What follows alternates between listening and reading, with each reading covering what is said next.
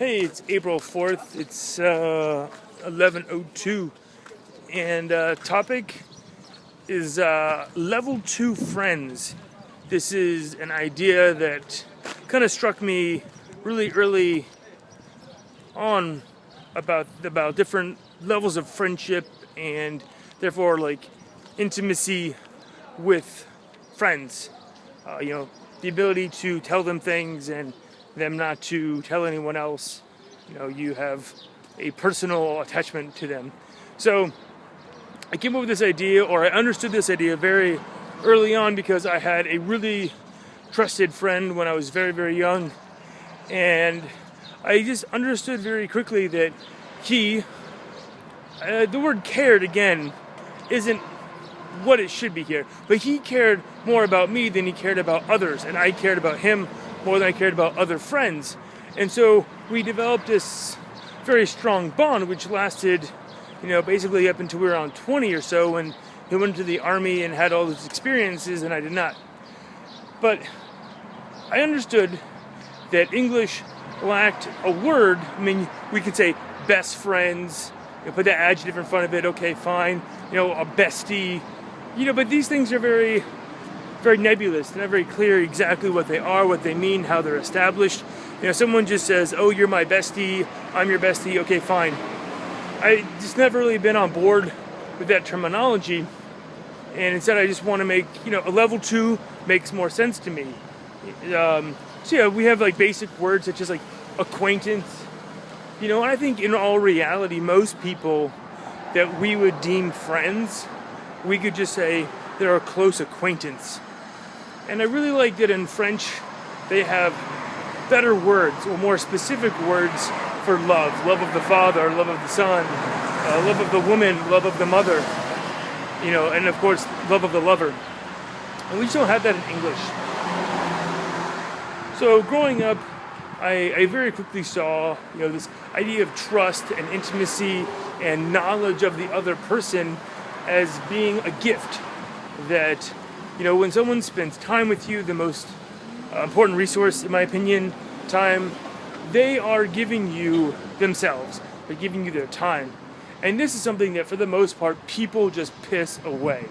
They really do. They do not value each other's time. They do not value each other's intellect. They do not value each other at all, except for their own personal gain.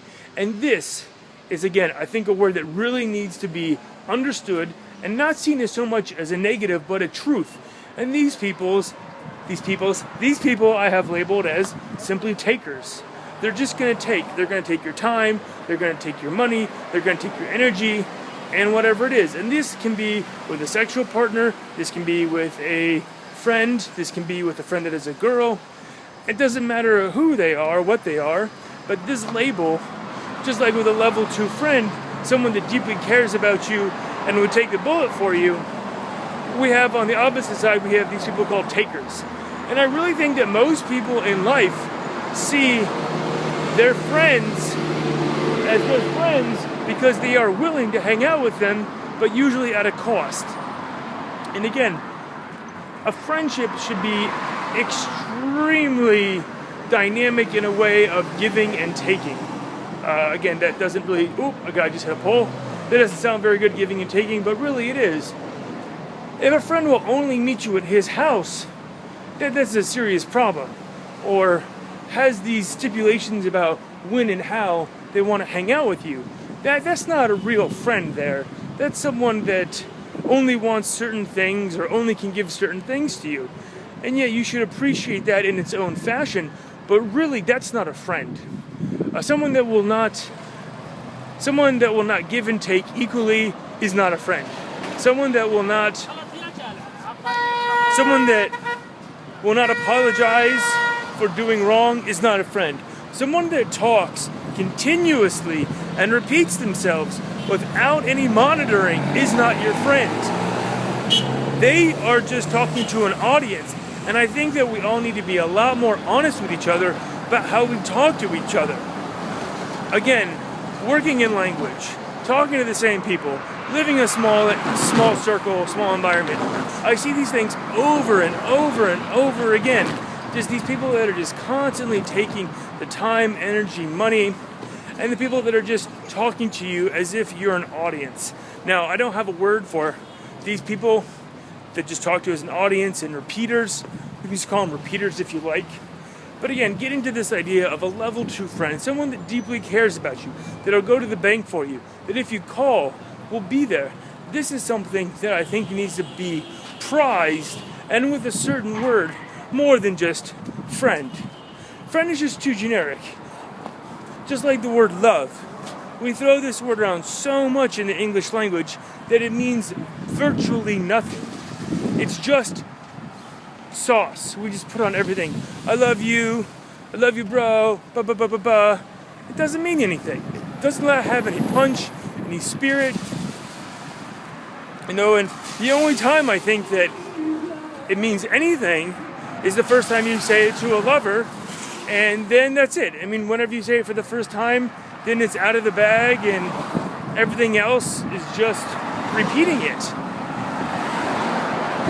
English is a very dynamic language, but at the same time, it lacks some fundamental qualities that really make it a superior language.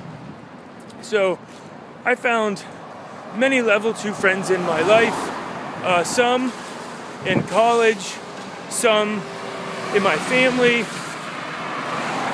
and some in the second time I went to school. It's really weird because I thought I would definitely have a level 2 friend in the Navy, but as it turned out, I met a guy, John Surface, that became a level 2 friend out of the Navy. And this is the really cool, neat, weird thing about level 2 friends, is they're not always the people that you suspect them to be. Now again, when I said that they're going to go to the mat for you, I also mean that you will go to the mat for them. This is a big thing, again, all about time, giving your time, and how you use your time. Sorry, I'm crossing the road. I don't want to die. So, this giving of time as a level 2 friend is very, very easy to see. Is your time quality?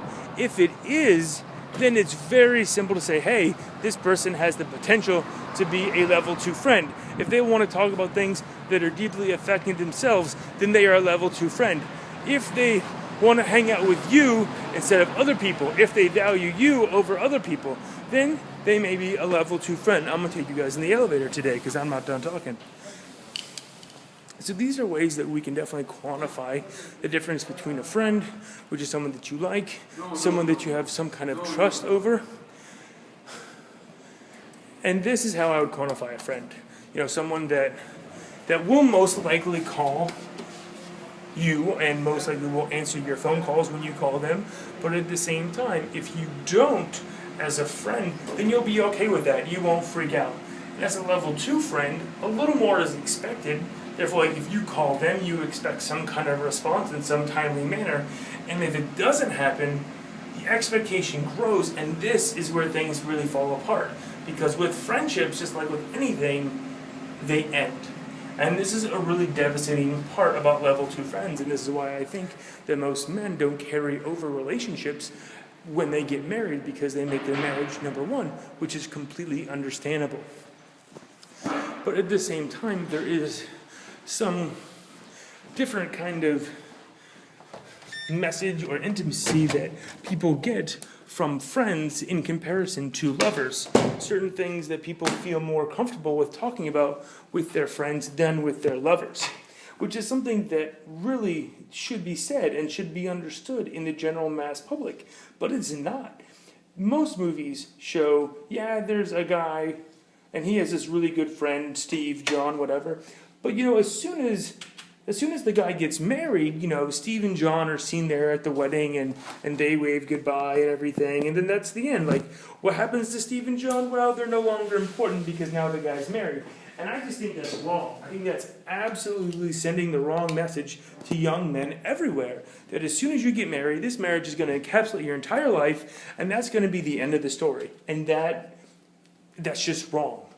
This leads to all kinds of social problems, degeneracy such as drinking, such as smoking, such as binge watching television, pornography, oh, I totally burned the rice, and all this kind of other stuff, because men are no longer with anyone that they can just speak to and not feel judged. Because that's really what happens when people get married, is they have these expectations and with their partner of who they should be and who their partner should be.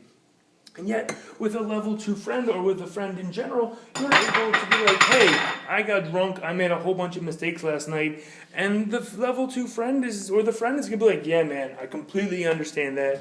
You know, tell me a funny story about what happened. You know, I'm not going to judge you. But yet, in a marriage, we have this idea built up that we have to be these sorts of people that don't do these sorts of, we'll call them teenage, childlike mentalities of getting drunk or making bad decisions. But yet that's untrue, that most people don't even consider themselves as adult. They just are acting the role of an adult. This is so true in everything. You know, you have to kind of like fake it till you make it. You know, you say you're a teacher, and then 5 years later you realize that you are a teacher. And this is the way that most of life is, that, you know, you become a parent, you know, the moment the child is born, but you may not feel like a parent until many years later when you're telling your kids exactly what your parents told you, you know, go to bed because it's important.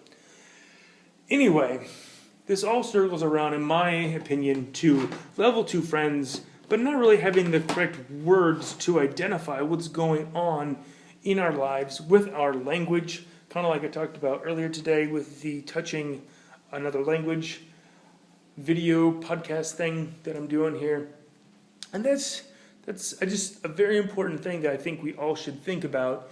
Not ranking our friends, you know, 1 through 10, but saying like, hey, this person, this guy, this girl, they mean the world to me and I mean the world to them, and it's nothing sexual. It's just I completely trust them. And unless we have a word or we use some kind of phrase to put that into our head, it won't exist. And that's why I think having the idea of level 2 friends is important. Have a great day.